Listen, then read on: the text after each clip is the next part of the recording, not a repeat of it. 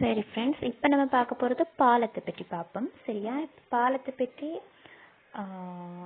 என்ன கேள்வி சொல்லி பார்ப்போம். இப்போ ஃபர்ஸ்ட்டுக்கு பாருங்கள். 75 மீட்டர் நீளமுடைய ஒரு ஓடும் ரயிலின் வேகம் மணிக்கு 45 கிலோமீட்டர் எனில் 200 மீட்டர் நீளமுடைய ரயில் நடைமேடையை கடக்க எடுத்துக்கொள்ளும் அளவு யாது என்று கேட்டிருக்காங்க. இப்போ உங்களுக்கு தெரியும், இப்போ ஒரு பாலத்தையோ இல்லை நடைமேடையோ இல்லை குகையோ ஏதோ ஒன்றை குறிக்கிறாங்கன்னு சொன்னால், இப்போ அது இருந்த இடத்துலயே தான் இருக்கும். இப்போ நீங்கள் யோசிச்சு பாருங்க, இப்போ நம்ம ட்ரெயின் போகல பாலம் போகுமா, இல்லை நடைமேடை போகுமா, குகை போகுமா? அது இருந்த இடத்துல அப்படியே தான் இருக்கு, நம்ம தான் போவோம். அப்போ அது ஒரு நகர முடியாத பகுதி. ஓகேவா? அது உங்களுக்கு விளங்கு தானே? இதால் ரயில் செல்லுது என்று சொன்னால் பாலமோ குகையோ நகராது. எனவே அதற்கு ஸ்பீட் இல்லை, ஆனால் நீளம் இருக்கு. எவ்வளவு நீளம்? ஒரு பாலம் ட்ரெயினை விட நீளமான பாலமாகவும் இருக்கும், குகை நீளமான குகையா இருக்கும். அப்போ அதை விட ஒப்பிடக்குள்ள நீளம் இருக்கும். ஆனா இப்ப மனுஷனை நம்ம பார்க்கக்குள்ள நம்ம மனுஷனுக்கு நீளம் இல்லைன்னு எடுத்தோம். ஏன்? மனுஷன் இப்ப அவ்வளவு பெரிய ரெயினையோ இதையோ ஒப்பிடக்குள்ள மனிதன் சின்ன ஒரு ஆள். அப்ப அதால நம்ம மனிதனுக்கு நீளம் இல்லை, அதுக்கு நமக்கு தேவைப்படலாம். ஆனா பாலம் குகை நடைமேடை என்று நம்ம எடுக்கக்குள்ள அதுக்கு நம்ம நீளம் தேவைப்படும். என்றால் சம்டைம் ட்ரெயினை விட கூட அதுக்குரிய நீளங்கள் அதிகமா இருக்கலாம்.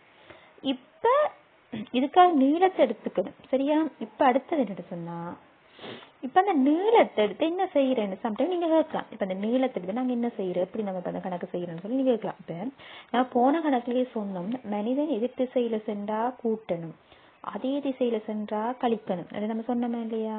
இப்ப டைரக்ஷன் மனிதன் ட்ரெயினுக்கு அதே திசையில வந்தான்னு சொன்னா 2 கிலோமீட்டரையும் கூட்டுங்க.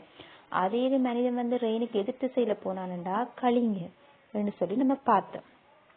இதே இது இவங்க குறிப்பிடுறத இதுல இப்ப அதெல்லாம் ஒற்று வேலையும் இல்லை. இப்ப அதுல நீங்க எதிர்த்து சேர்ந்தது இதுல டிரெக்டா நீங்க ரயிலோட நீளத்தையும் அவங்க குறிப்பிட்டு சொல்ற இந்த குகையிடையோ இல்ல பாலத்திலேயோ அது எந்த நீளத்தை சொல்றாங்களோ அதையும் கூட்டிக்கோங்க. இல்லைங்களா? இதுல எந்த ஒரு வேலையுமே உங்களுக்கு கிடையாது. அவங்க சொல்ற 2 நீளம், ரயில் நீளத்தையும் குகையிட நீளத்தையும் ரெண்டையுமே கூட்டுங்க. சரியா? கூட்டினீங்களா? வேலை முடிஞ்சு. இப்ப நம்ம கணக்கு பார்ப்போமா? சரி, இப்ப நம்ம வளமையா இப்ப இங்க 75 மீட்டர் 200 மீட்டர் இருக்கு. அப்ப இது ரெண்டையும் நீங்க கூட்டும். என்ன சொல்லிருக்காங்க? 75 200 ரெண்டையும் நீங்க என்ன செய்யணும்? கூட்டணும். விலங்குதான். 200 75 கூட்டினா எத்தனை வரும்? 275 வரும். சரியா? சரி, இப்ப இது மீட்டர், இங்க செகண்ட். அப்ப இந்த கிலோமீட்டர் இருக்கு 45. இதை நம்ம என்ன செய்யணும்?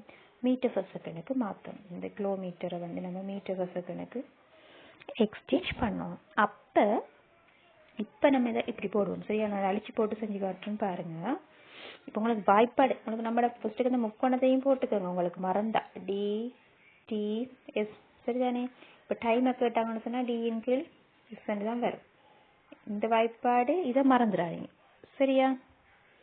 சரி, வெயிட் பண்ணுங்க கொஞ்சம்.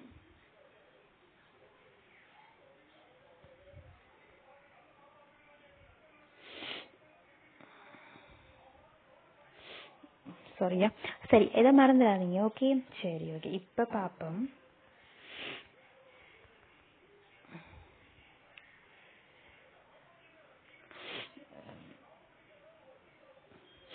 சரி, இப்ப பாப்போம். சரியா? இப்ப முக்கோணத்தை மறந்துடாதீங்க. முக்கோணத்தை போட்டு நீங்க அந்த வாய்ப்பாடை ஞாபகம் வச்சுக்கோங்க. இப்ப பாப்போம். 275 கீழ் எத்தனை? 45. இந்த 45 நம்ம மீட்டர் பர் செகண்டுக்கு மாத்தணும். என்ன செய்யணும்? 18 கீழ் 5 வரும். சரியா? போட்டா இப்ப நம்ம இதை வெட்டுவோமா? ரைட். 45 என்று சொன்னா இப்ப 9 வெட்டணும்னு சொன்னா 9 5 45. அதுல 9 5 இதுல 55 வரும். 55 அதே 5 55 வெட்டினா 11 5 55. 9 18 வெட்டினா 2 வரும். 9 20 18 அப்ப 2. அப்ப இங்க எத்தனை இருக்கு? 11 இருக்கு. இங்க 11 இருக்கு தானே? 5 55 வெட்டினா 11 வரும். இல்லைங்கதா? 5 55 வெட்டினா 11 வரும்.